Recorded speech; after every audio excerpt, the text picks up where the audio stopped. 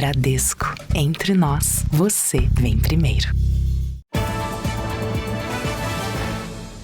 Olá, boa noite. Boa noite. A tecnologia é uma ferramenta importante para a Polícia Militar na resolução das ocorrências em São Paulo. Dispositivos eletrônicos foram essenciais para que todos os reféns da ação de ontem em Santos fossem libertados em segurança.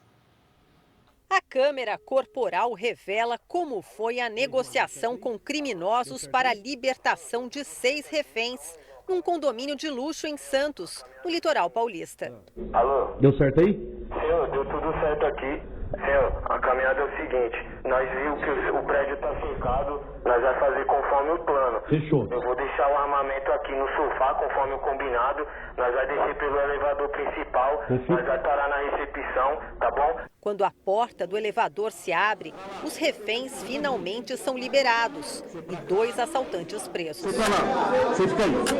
Os policiais do GAT, Grupo de Ações Táticas Especiais, ainda fizeram uma varredura no edifício.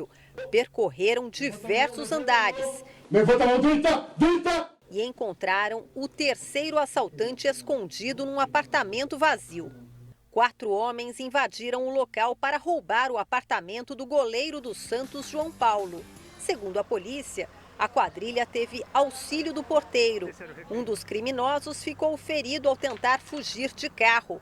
Para atender à ocorrência, uma grande operação foi montada. Atiradores de elite se posicionaram estrategicamente. Nós temos também a função de sniper, muitas vezes não é só efetuar disparo, ele atua como um observador avançado também nesse tipo de ocorrência. Nos últimos 2 anos, o GAT atendeu 96 ocorrências com reféns. Na maioria das vezes, crimes que não começaram com uma tentativa de assalto. Em 75% dos casos, os criminosos tinham algum distúrbio psicológico ou estavam sob efeito de álcool e drogas. O GAT também usa drones e equipamentos que conseguem captar manchas de calor dentro dos imóveis. Tudo para salvar vidas. Nesta outra ação, na semana passada, uma mulher que era mantida refém pelo namorado foi resgatada com sucesso pelos agentes. O treinamento também é essencial e vale para todos os integrantes da equipe, inclusive o Coiote, que estreou ontem na primeira ocorrência com reféns. Ele foi treinado desde pequeno, aperfeiçoado, aprimorado, com técnicas de ações táticas especiais. Ele não se assusta com a questão dos explosivos. O Coiote faz parte como se fosse um operador tático. Veja agora outros destaques do dia. Governo estuda comprar novo avião para substituir o Aerolula depois de problemas técnicos no México. Ministra Aniele Franco confirma à Polícia Federal que foi assediada sexualmente pelo ex-ministro Silvio Almeida. Israel bombardeia Beirute depois da morte de soldados em confronto com terroristas do Hezbollah. E proíbe a entrada de secretário-geral da ONU, que não repudiou o ataque do Irã. No Pará, voluntários distribuem filtros às comunidades ribeirinhas que sofrem com a falta de água potável.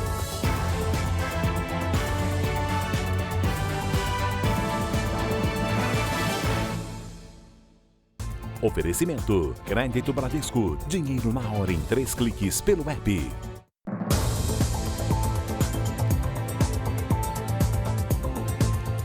O calor que atinge várias regiões do país fez disparar a procura por aparelhos de ar-condicionado e também por técnicos para a manutenção destes aparelhos. E com isso, muita gente tem aproveitado a oportunidade para trocar de profissão.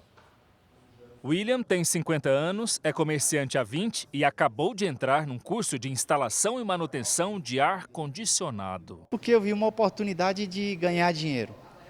Está faltando mão de obra no mercado, né? Não está tendo profissional. Os recordes de calor aqueceram o setor não só na venda dos aparelhos. A formação de técnicos também registrou alta de mais de 20% nas capitais, de acordo com a Associação Brasileira de Refrigeração. Já formamos em média 700 alunos de ar-condicionado só esse ano. A nossa projeção é bater os 1.100 até dezembro. A procura de alunos pelo curso de ar-condicionado nessa escola em São Paulo quase dobrou do ano passado para cá. A instituição já está com turmas fechadas até dezembro. Com as ondas de calor recorrentes, a escola vai abrir novas salas para dar conta da alta demanda. A procura por ar-condicionado é tanta que podem faltar aparelhos novos nas lojas. Também reflexo do calor e da seca em Manaus, onde ficam 80% dos fabricantes. Vai haver falta de produto, porque existe uma demanda reprimida e existem produtos que não vão terminar a fabricação por falta de insumos. O avanço nas vendas, com mais de 3.800.000 aparelhos no primeiro semestre, não acompanhou a disponibilidade de técnicos para instalação e manutenção. Em algumas regiões, o tempo de espera é de até um mês para conseguir agendar alguns desses profissionais. Não sabia nem programar um controle, não sabia nada. E hoje eu instalo, eu faço manutenção, hoje eu vivo praticamente do ar. A Polícia Federal descobriu que criminosos vendem cédulas falsas de real em aplicativos de mensagens. Este empresário, que prefere não mostrar o rosto, foi vítima 2 vezes da mesma fraude. Recebeu notas falsas de R$200. A textura dela não era de uma cédula original, não tinha as ranhuras. E você via nitidamente que existiam algumas marcas de impressão. Ele trabalha em Lauro de Freitas, região metropolitana de Salvador. Hoje, a Polícia Federal fez uma operação para identificar a origem das cédulas falsas e cumpriu 3 mandados de busca e apreensão na Bahia. O responsável vendia as notas em aplicativos de mensagens e enviava para todo o país. A gente conta com a ajuda aí do setor de segurança dos Correios e quando consegue identificar que a encomenda é suspeita, se comunicam para a Polícia Federal. De acordo com o Banco Central, até o mês de agosto, foram retirados de circulação cerca de 13 milhões de reais em cédulas falsificadas no país. Ao todo, foram 118 mil notas fraudulentas.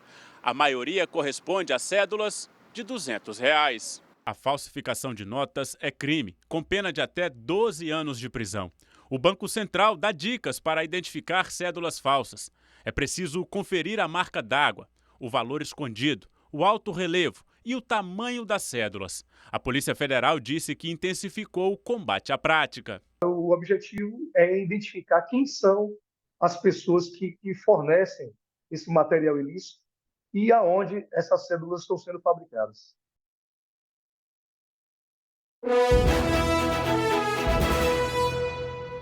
Eleições 2024, chegamos à reta final para o dia da votação, em 6 de outubro. No estado de São Paulo, 114 mil urnas eletrônicas serão usadas no próximo domingo. Mesmo quem ainda não fez o cadastramento biométrico pode ter as digitais já registradas no sistema. Isso graças a uma parceria do TRE com órgãos públicos, como o Instituto de Identificação, que emite o RG. Só no estado de São Paulo, 4 milhões de digitais foram incluídas automaticamente no sistema do TRE, o que aumenta ainda mais a segurança na votação. Ele está com a sua biometria cadastrada, registrada e não precisará mais se dirigir a um cartório para fazer isso. É um problema que o eleitor vai resolver para o resto da vida. Hoje, o TRE de São Paulo fez uma simulação de como o eleitor deve se apresentar à sessão de votação. Logo após a identificação, quem estiver com o celular será orientado a deixar o aparelho do lado, fora da cabine eletrônica. Também há outras restrições. Os civis não podem entrar armados. Tendo porte de arma ou não, boca de urna não pode ser feita, transporte irregular de eleitores não pode. Quase 160 milhões de eleitores devem comparecer às urnas no domingo. Mais de 500 mil pessoas estão envolvidas no processo de votação no maior colégio eleitoral do país. Em São Paulo, foi montada até uma exposição para mostrar a evolução do processo eleitoral. Urnas de lona e até mesmo de madeira, usadas nas décadas de 40 e de 50. Mais de 80 anos separam aqueles modelos das atuais urnas eletrônicas, consideradas um dos equipamentos de votação mais modernos do mundo. Só no estado de São Paulo, serão mais de 114 mil urnas eletrônicas que serão distribuídas para os locais de votação, a maioria escolas, já na manhã do próximo sábado. A vantagem da urna eletrônica é que o resultado sai próximo, mas eu estimo que entre 80% e 90%, lá pelas 8h30, 9 horas da noite, nós já teremos esse resultado aproximado. Vamos acompanhar agora o dia dos candidatos à Prefeitura de São Paulo na reta final da campanha eleitoral. Ricardo Nunes, do MDB, teve um encontro com representantes das empresas transportadoras. O candidato à reeleição disse que vai aumentar a fiscalização do uso irregular de vagas para carga e descarga. Ricardo Nunes prometeu fazer um convênio com o Sindicato das Empresas para melhorar o combate a roubos e furtos de cargas. A proposta é que as transportadoras comuniquem as ocorrências rapidamente à Prefeitura, que tem o sistema de câmeras nas ruas, com tecnologia para identificar as placas dos veículos. Roubou um caminhão de carga, lançou no nosso sistema, a gente já vai monitorando para onde esse caminhão vai andando para poder comunicar tanto a Polícia Metropolitana como a Polícia Militar. O bandido, o ladrão, quando ele vê que ele tem um mecanismo que vai rapidamente identificar ele acaba desistindo de fazer esse tipo de prática. Guilherme Boulos, do PSOL, participou de uma carreata ao lado da vice na chapa Marta Suplicy, no Butantã, bairro da Zona Oeste de São Paulo. O candidato prometeu aos moradores que, se for eleito, vai aumentar a frota de ônibus para atender a população da região. Boulos também destacou que uma das propostas de governo é o aumento do número de escolas em tempo integral para crianças e adolescentes. O candidato disse que vai fazer reformas e contratar profissionais para a educação. Nós vamos trabalhar para garantir que todas as escolas, EMEIs e EBFs, que cabem à Prefeitura, estejam em tempo integral no nosso governo. Lógico que isso demanda obras. Nós temos que fazer adaptação nas escolas, nós temos que fazer uma contratação de mais professores e também auxiliares da vida escolar. Tabata Amaral, do PSB, fez caminhada pelas ruas de comércio popular do Brás. A candidata distribuiu material de campanha e conversou com a população. Tabata prometeu, se for eleita, aumentar o número de termos de permissão de uso para os ambulantes e permitir que a categoria participe da escolha dos locais das bancas. O ambulante, o comerciante, precisa da pessoa circulando. A escolha dos pontos não vai ser feita somente pela prefeitura, do gabinete de alguém que nunca andou por aqui. É com igualdade, a prefeitura pensando no controle urbano, na ordem urbana, com representantes de ambulantes fazendo a escolha dos pontos. Pablo Marçal, do PRTB, não teve agenda pública de campanha, assim como José Luiz da Atena, candidato do PSDB. Marina Helena, do Novo, deu entrevista a um jornal e para um canal da internet. Altino Prazeres, do PSTU, participou de sabatina no Sindicato dos Especialistas de Educação de São Paulo. Bebeto Haddad, da DC, fez caminhada no Jabaquara, se encontrou com empresários e visitou a Vila Joaniza, na Zona Sul. Ricardo Senesi, da UP, participou de sabatina no Sindicato dos Especialistas de Educação e deu entrevista para um canal da internet. João Pimenta, do PCO, fez panfletagem no bairro da Saúde e participou de sabatina no Sindicato dos Especialistas de Educação de São Paulo. Nos Estados Unidos, o debate dos candidatos à vice-presidência foi equilibrado, segundo a opinião dos telespectadores.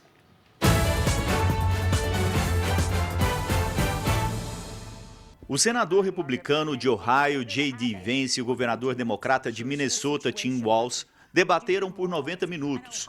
Durante a maior parte do tempo, Walz mirou as críticas em Donald Trump, enquanto Vance aproveitou para expor o que considera um mau desempenho de Kamala Harris e do presidente Joe Biden no comando do país nos últimos 4 anos. Quando o assunto foi imigração ilegal pela fronteira com o México, os candidatos se exaltaram e os microfones foram desligados.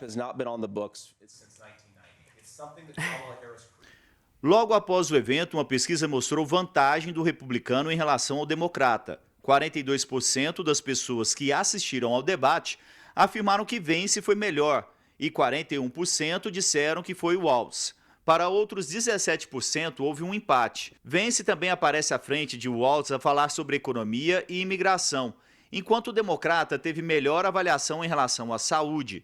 Já sobre o conflito no Oriente Médio, os dois empataram na opinião dos eleitores. O candidato Donald Trump não teve compromissos públicos hoje. Em uma rede social, ele comemorou o desempenho do candidato a vice no debate. Já Kamala Harris viajou para a Geórgia, um dos estados mais atingidos pelo furacão Helene. A vice-presidente foi até um centro de operações de emergências, depois que o governo foi criticado pela demora em liberar ajuda e visitar as famílias prejudicadas. Biden foi para outro estado atingido, a Carolina do Sul. Veja ainda hoje, onda de calor atinge as principais capitais do país. Em algumas cidades, as temperaturas chegaram a quase 40 graus. No Rio de Janeiro, Delegacia de Homicídios assume investigação sobre morte de menino que teria comido bombom envenenado. Israel declara secretário-geral da ONU persona non grata no país por não ter condenado o ataque do Irã.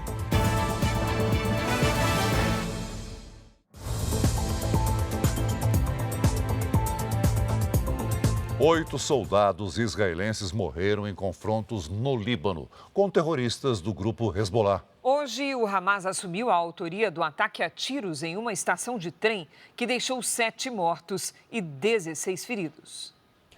Um dia depois do atentado, familiares e moradores foram até a estação de trem no sul de Tel Aviv.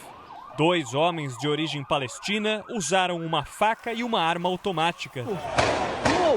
Após uma troca de tiros, os terroristas morreram no local.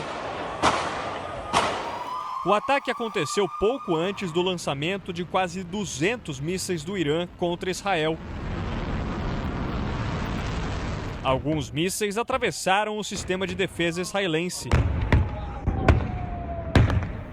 Uma pessoa morreu atingida por destroços no território palestino da Cisjordânia.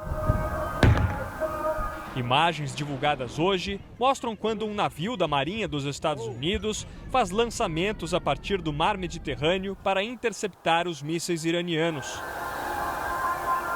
O presidente americano Joe Biden aconselhou Israel a não atacar instalações nucleares do Irã. Biden participou de uma reunião do G7 convocada pela Itália.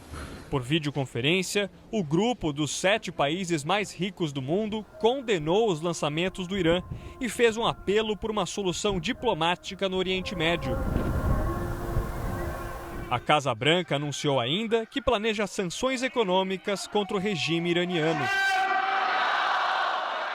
Israel declarou o secretário-geral da ONU, Antônio Guterres, persona non grata no país. Por meio de um comunicado, o ministro das Relações Exteriores, Israel Katz, disse que qualquer um que seja incapaz de condenar o ataque hediondo do Irã não merece pisar em solo israelense. Hoje foram confirmadas as mortes de 8 soldados israelenses durante confrontos com terroristas do Hezbollah. Foram as primeiras baixas desde que o exército de Israel avançou pelo território libanês. O primeiro-ministro Benjamin Netanyahu disse que a batalha é difícil contra o que chamou de eixo do mal, formado pelo Irã e os grupos terroristas apoiados pelo país. E já na madrugada de quinta-feira, no Oriente Médio, as forças de defesa de Israel realizaram novos ataques contra Beirute, no Líbano. As imagens mostram uma explosão seguida de uma enorme bola de fogo. Segundo Israel, foi realizado um ataque preciso na região central da capital libanesa. O Ministério da Saúde do Líbano declarou que pelo menos 5 pessoas morreram. Já outro bombardeio na Síria matou o genro de Hassan Nasrallah, líder do Hezbollah, morto na semana passada. O sistema de defesa de Israel foi capaz de interceptar a maioria dos mísseis lançados pelo Irã. Os 2 países têm arsenais poderosos capazes de provocar grandes danos se uma guerra for declarada. As imagens divulgadas pela Agência Oficial de Notícias do Irã seriam do lançamento dos mísseis contra Israel. Especialistas afirmam que o ataque eleva a atenção no Oriente Médio a um patamar completamente diferente daquele que se conhecia até agora. Israel costuma responder duramente aos ataques que sofre, mas nenhum deles tinha sido tão grave quanto o de ontem. Por isso ainda é difícil dizer qual será o nível da resposta do governo israelense. Irã e Israel nunca estiveram tão perto de um conflito aberto. E se isso acontecer, qual seria a estratégia utilizada pelas Forças Armadas dessas 2 potências militares do Oriente Médio? Como Israel e Irã não fazem fronteira, uma guerra entre eles seria pelo ar. como aconteceu ontem, quando aproximadamente 200 mísseis balísticos foram disparados de solo iraniano e muitos atingiram a capital Tel Aviv e cidades vizinhas. Segundo o site Global Firepower, que mede as forças militares, o Irã é o 14º país na escala de poderio militar. Israel é o 17º. Em relação aos mísseis, o maior arsenal é o iraniano. São pelo menos 3.000, que podem chegar até o sul da Europa. Os destaques vão para os modelos Segil, que tem o alcance de 2.500 quilômetros, e o Keibar, que pode atingir alvos a 2.000 quilômetros de distância. O Fatah-1, ainda mais moderno, foi usado em pequena escala.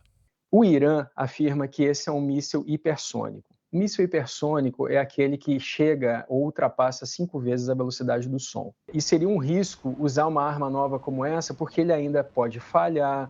Israel poderia angariar informações sobre a trajetória dele, inclusive para alimentar a sua defesa antiaérea. Israel tem 2 mísseis que se destacam. O Jericó 2, que pode chegar a 1.500 quilômetros, e o Jericó 3, a quase 5.000 quilômetros, o que o caracteriza como míssil intercontinental. E, segundo o pesquisador, o país tem ainda armas nucleares. Israel tem cerca de 90 ogivas nucleares. Além disso, Israel controla os céus no Oriente Médio. Israel tem uma força aérea muito superior à do Irã. Israel também conta com um eficiente sistema de defesa que foi capaz de neutralizar boa parte do ataque iraniano. Veja a seguir: bombeiros combatem novos focos de incêndio no interior de São Paulo. Receita Federal investiga influenciadores em esquema de sonegação fiscal no comércio de celulares importados. Reunião do Conselho de Segurança da ONU termina sem acordo de cessar-fogo e com troca de acusações entre Irã e Israel.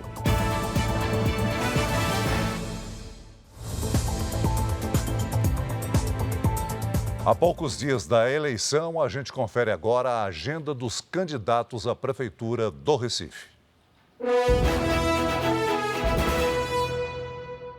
Gilson Machado, do PL, visitou o histórico Mercado de São José, no centro da capital pernambucana. Ele conversou com comerciantes e falou das propostas para diminuir o emprego informal na região. Nós vamos cadastrar eles, vamos capacitar eles para que eles melhorem a qualidade do seu atendimento e aí vamos buscar para que eles entrem na formalidade de alguma forma. O candidato à reeleição pelo PSB, João Campos, também fez uma caminhada no centro do Recife. Uma das propostas, se for reeleito, é investir em moradia para revitalizar a área central da cidade. As pessoas morando no centro, os serviços e comércio também vão ser fortalecidos. Então a gente vai ter um grande programa de moradia, são 1.100 unidades numa PPP de locação social no centro. Daniel Coelho, candidato pelo PSD, visitou o bairro do Ibura, na zona sul do Recife. Ele debateu propostas para a melhoria dos canais que cortam a cidade. A gente apresentou uma proposta da criação de 2 biorefinarias. A gente já tem isso funcionando hoje de forma experimental, a tecnologia está disponível e isso vai nos ajudar a reciclar mais lixo, a reaproveitar os resíduos. No próximo dia 6, mais de 7 milhões de pessoas vão votar em Pernambuco. O número é quase 2% maior do que nas eleições de 2022. As mulheres são maioria, elas representam 53% do eleitorado. Dani Portela, do PSOL, visitou o Pátio de São Pedro, na área central do Recife. Ela assinou uma carta de compromisso e destacou as propostas de apoio à mulher negra. Recife nunca teve uma prefeita, imagine uma prefeita negra. No parlamento, as mulheres negras não ocupam nem 3% das cadeiras. Ludmila Outes, da Unidade Popular, distribuiu material de campanha e fez um bandeiraço na Praça de Boa Viagem. Simone Fontana, do PSTU, fez panfletagem em frente à Universidade Federal de Pernambuco. Vitor Assis, do PCO, e Técio Teles, do Novo, tiveram agenda interna. Os incêndios aumentaram nesta quarta-feira no estado de São Paulo. 15 cidades paulistas registraram focos.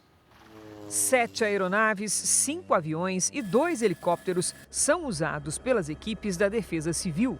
Em Luiz Antônio, os bombeiros lutam contra o fogo na Estação Ecológica Jataí desde sexta-feira.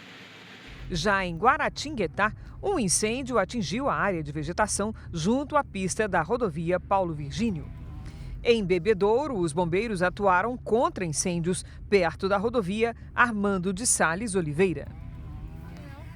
Começou hoje na Argentina o julgamento da enfermeira acusada de envolvimento na morte do jogador Maradona. Gisela Madrid responde por homicídio. A família do craque acusa a enfermeira de omissão no atendimento ao jogador, que morreu de insuficiência cardíaca em 2020. A defesa de Gisela diz que a profissional seguiu o protocolo ao encontrar Maradona inconsciente. O Centro Carter, que participou como instituição observadora das eleições na Venezuela, anunciou que recebeu as atas originais que comprovam a vitória do líder da oposição. Os documentos foram apresentados em Washington, numa sessão da Organização dos Estados Americanos. Segundo a instituição, os dados demonstram que Edmundo González teve mais de 67% dos votos, contra 31% de Nicolás Maduro. González está asilado na Espanha. Pesquisadores acreditam que o Monte Everest cresce 2 milímetros por ano num ritmo acima do esperado. De acordo com cientistas de uma universidade de Londres, um rio estaria provocando a erosão de rochas na base da montanha. Ao longo de 89 mil anos, o monte cresceu entre 15 e 20 metros. O Everest é a montanha mais alta do mundo, com mais de 8.800 quilômetros. A Polícia Federal investiga um esquema fraudulento de importação de eletrônicos. Um influenciador digital oferecia cursos para enganar as autoridades. O prejuízo pode passar de 50 milhões de reais. Com mais de 600 mil seguidores nas redes sociais, o influenciador, que se intitula especialista em importação, ensina a trazer celulares e relógios para o Brasil de maneira irregular. Eu compro toda semana, então toda semana tem produto chegando para mim. A Receita Federal descobriu que Mike Garbo participava de um esquema milionário de sonegação de impostos no comércio de eletrônicos importados. Os agentes cumpriram 8 mandados de busca e apreensão em endereços ligados ao influenciador. Ele indicava no curso pessoas físicas e pessoas jurídicas poderiam fazer o transporte dessas mercadorias e também oferecia produtos do exterior por meio do curso por interpostas pessoas. A investigação aponta que o influenciador lucrava de 3 maneiras: com as visualizações dos vídeos nas redes sociais, com a venda de um curso para ensinar como importar celulares e relógios sem pagar tributos e por meio de uma suposta importadora registrada em nome de pessoas ligadas a ele. Um smartphone que é comprado fora do país por $600, por exemplo, era declarado como se outro produto fosse por $2, $3. O influenciador deve prestar depoimento nos próximos dias. Segundo as investigações, Mike Garbo já teve mais de 25 mil alunos. A Receita Federal estima que o prejuízo causado pela fraude nas importações que o influenciador ensinava no curso ultrapasse 50 milhões de reais. Os alunos que lucraram com a fraude também são investigados. Outros 5 influenciadores são investigados por sonegação. Não conseguimos contato com a defesa de Mike Garbo. Se for indiciado, ele pode responder pelos crimes de descaminho, lavagem de dinheiro e associação criminosa. A Delegacia de Homicídios do Rio de Janeiro assumiu as investigações sobre a morte de um menino de 6 anos, depois de comer um bombom oferecido por uma mulher desconhecida.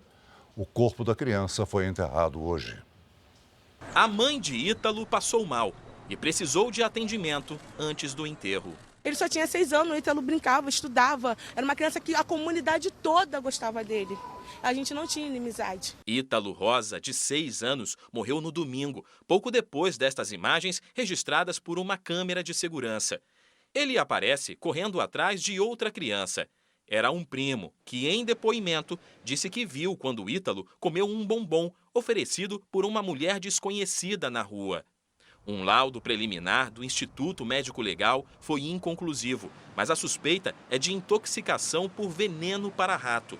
Os investigadores pediram urgência no exame toxicológico para confirmar a substância encontrada no organismo da criança.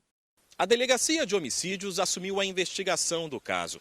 Os policiais analisam imagens de câmeras de segurança para tentar identificar a mulher que teria oferecido o bombom ao menino. Segundo testemunhas, ela estava numa moto e já tinha abordado outras crianças. Outro menino, de 7 anos, segue internado em estado grave neste hospital.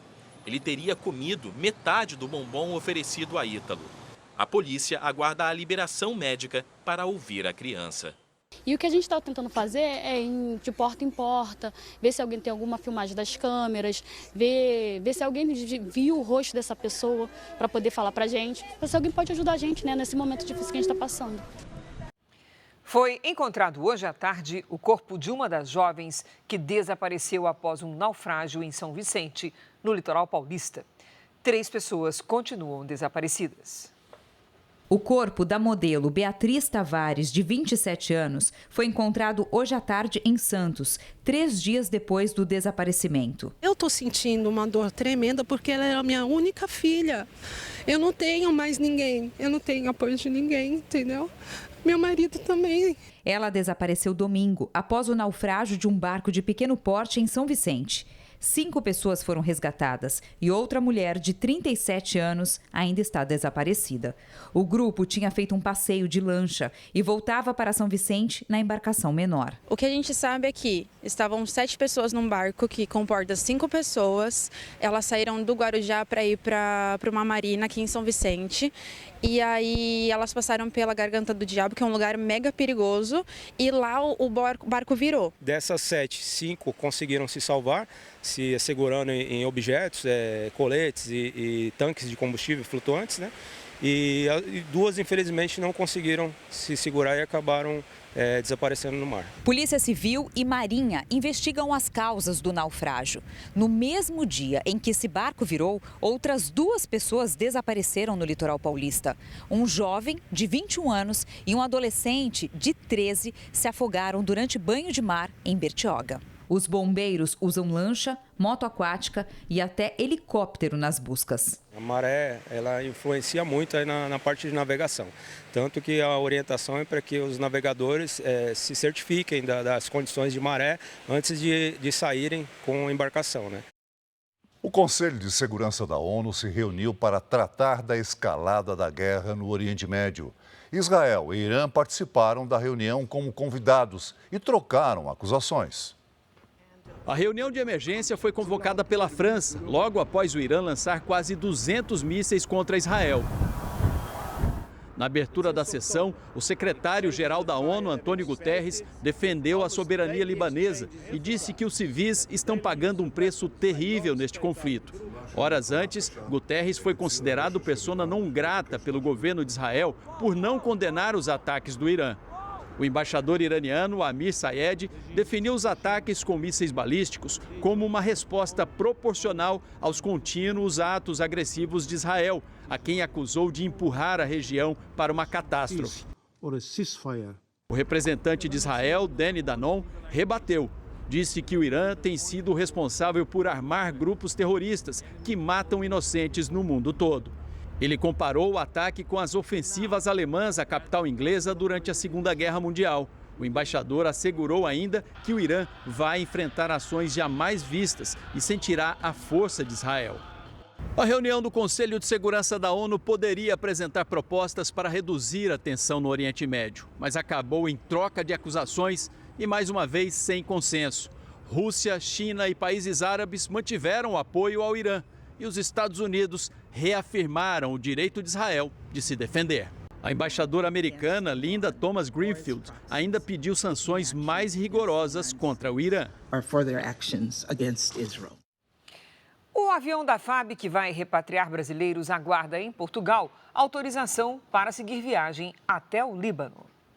O avião da FAB, que vai ser usado no resgate, aguarda negociações diplomáticas e questões de logística para decolar para Beirute. A expectativa é que aconteça até o fim de semana. Segundo o Itamaraty, 21 mil brasileiros vivem no Líbano e 3 mil solicitaram ajuda para retornar ao país. Esse primeiro voo de resgate deve transportar 220 pessoas. A prioridade é para mulheres, idosos, crianças e pessoas que precisam de atendimento médico. A lista de passageiros e a data de retorno do avião da FAB ainda não foram confirmadas. O ministro da Defesa, José Múcio Monteiro, interrompeu as férias, depois que o presidente Lula determinou que a repatriação começasse imediatamente. O avião da FAB saiu da base aérea do Rio de Janeiro na madrugada desta quarta-feira, levando equipe médica e psicólogos. Outros voos devem ser realizados nos próximos dias. Veja a seguir. Voluntários distribuem filtros aos ribeirinhos que sofrem com a falta de água potável no Pará. Ministra da Igualdade Racial, Aniele Franco, confirma à Polícia Federal que foi assediada pelo ex-ministro de Direitos Humanos, Silvio Almeida.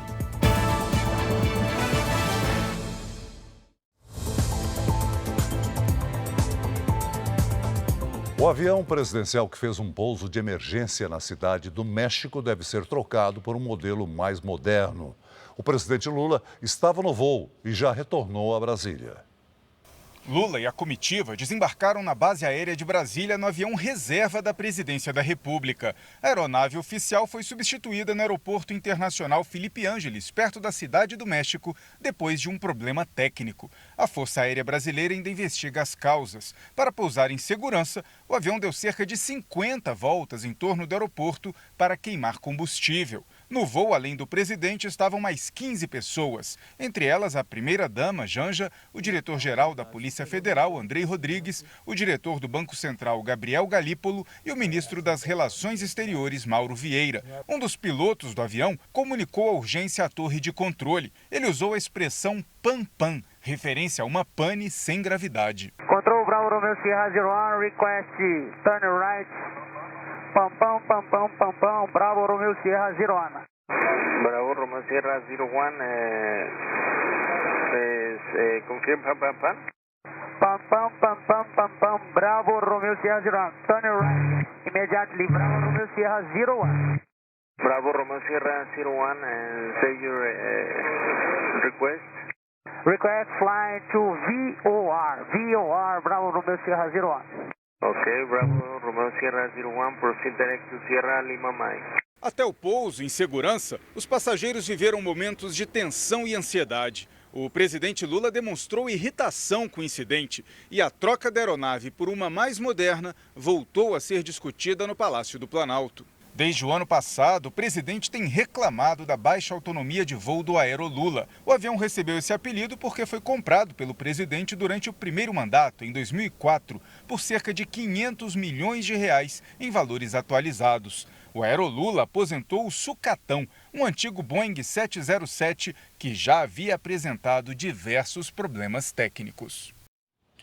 A ministra da Igualdade Racial, Aniele Franco, confirmou em depoimento à Polícia Federal que foi assediada sexualmente pelo ex-ministro dos Direitos Humanos, Silvio Almeida. Ao deixar a sede da Polícia Federal, Aniele Franco não falou com a imprensa. O depoimento da ministra da Igualdade Racial durou cerca de 1 hora. Aniele Franco foi ouvida pela mesma delegada que tomou o depoimento de outra suposta vítima de Silvio Almeida. Ela confirmou que foi assediada sexualmente pelo ex-ministro de Direitos Humanos. As abordagens teriam começado no fim de 2022. Naquela época, os dois já estavam no grupo de transição de governo, antes da posse do presidente Lula. Este é apenas o início da investigação que envolve uma série de denúncias de suposto assédio sexual. Silvio Almeida nega as acusações e não será ouvido por enquanto. Ele foi exonerado do cargo pelo presidente Lula no dia 6 de setembro. A apuração do caso começou depois da autorização do ministro do Supremo Tribunal Federal, André Mendonça. A onda de calor que atinge o país fez os termômetros subirem em várias capitais. O Rio de Janeiro registrou a maior temperatura do ano, quase 40 graus. Nem debaixo da sombra, o carioca teve um refresco. O vapor vem do chão assim, ó, vem na nossa cara assim, ó. Hoje, o Rio teve a temperatura máxima de quase 40 graus, a maior registrada no ano. Acredito que tenha lugar quente, mas aqui, igual aqui, não tem não, cara. A onda de calor extremo também atingiu outras capitais do país. Em São Paulo, a temperatura chegou a 36,7 graus e igualou a máxima registrada no ano em 26 de setembro. Em Belo Horizonte, o cenário não foi diferente. A quantidade de água que a gente está tendo que consumir está sendo bem maior para conseguir amenizar um pouco a situação. Os termômetros em alta e a baixa umidade do ar formam uma combinação perigosa também para o meio ambiente. Focos de incêndio se alastram pelo Rio de Janeiro e dão muito trabalho para o Corpo de Bombeiros. Um incêndio de grande proporção ocorreu num bambuzal de um terreno abandonado em Jacarepaguá, na zona oeste do Rio. As chamas se alastraram com rapidez. Fiquei nervosa, saí correndo e, assim, tá com fumaça de qualquer lugar. Os bombeiros controlaram o fogo e ninguém se feriu. A corporação já foi acionada para mais de 19 mil ocorrências de incêndios em vegetação no estado desde o começo do ano, como os que atingem a área de Mata Atlântica na Floresta da Tijuca. Um redemoinho causou pânico hoje num colégio em Lusiânia, Goiás. Os alunos estavam no intervalo quando a ventania se aproximou. O telhado de uma das salas da escola ficou destruído. Alguns estudantes passaram mal e foram atendidos pelo SAMU. As aulas foram suspensas. Hora de conversar com a Lidiane Sayuri. Oi, Lid, boa noite. Esses temporais avançam para outras regiões? Sim, Cris. Boa noite para você. Celso, muito boa noite. Boa noite para você aí de casa. A frente fria que se desloca pelo Brasil é a primeira do mês e já chega com força suficiente para mudar o tempo. Nesta quinta-feira, o litoral de São Paulo entra em alerta para temporais, ventanias e até queda de granizo. A quantidade de água pode provocar pequenos alagamentos. À tarde, as máximas não passam dos 22 graus. A capital paulista, depois de registrar o dia mais quente do ano, terá uma quinta-feira com chuva a qualquer hora. O sol mal aparece e as temperaturas não sobem muito, faz apenas 22 graus. Na sexta, madrugada chuvosa. À tarde e à noite pode garoar, faz até 19 graus. No sábado, o tempo volta a ficar estável. Neste momento, a frente fria está sobre os estados do sul do país. É esse conjunto de nuvens carregadas que vemos pelas imagens de satélite. Amanhã, a frente fria avança em direção ao sudeste e enfraquece o bloqueio atmosférico. No extremo norte do Brasil, as pancadas de chuva marcam presença. No interior do sudeste, centro-oeste e nordeste, o ar seco ainda mantém a umidade do ar baixa. À tarde, os índices chegam aos 20%. No giro de temperaturas, faz apenas 19 graus em Porto Alegre. No Rio de Janeiro, 30. Em Brasília e em Belém, calor de 35 e até 28 em Natal. Hora do Tempo Delivery. O Adriano quer saber se chove em Olinda, Pernambuco.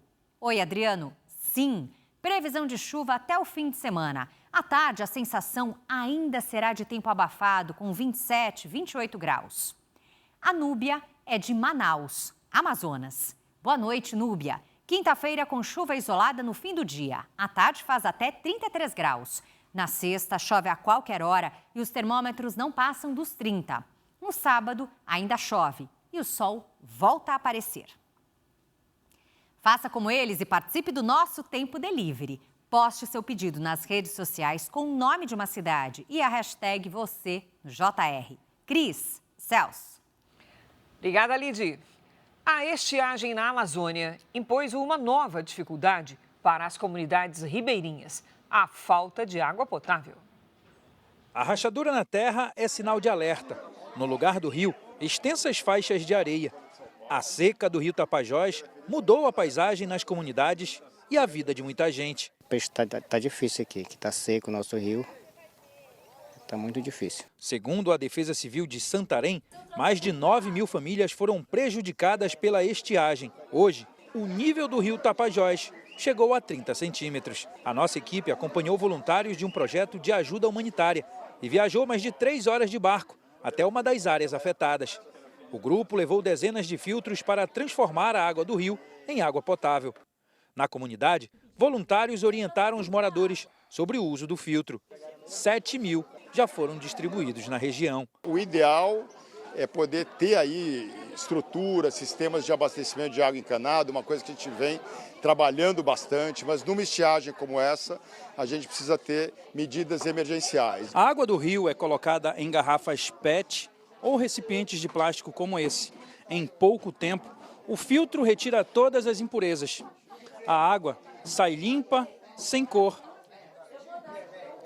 e pronta para o consumo. Ele retém 99,9% das impurezas de vírus e bactérias, tornando a água superficial, água bruta e água potável para ser ingerida pela população. Um alívio para quem sofre com a seca. Água é saúde. Esse filtro vai servir principalmente para a gente conseguir filtrar água para nossas crianças.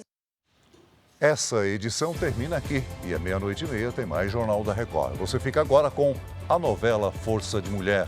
E logo depois de Gênesis tem a prova do fazendeiro em A Fazenda. Não perca! Ótima noite para você.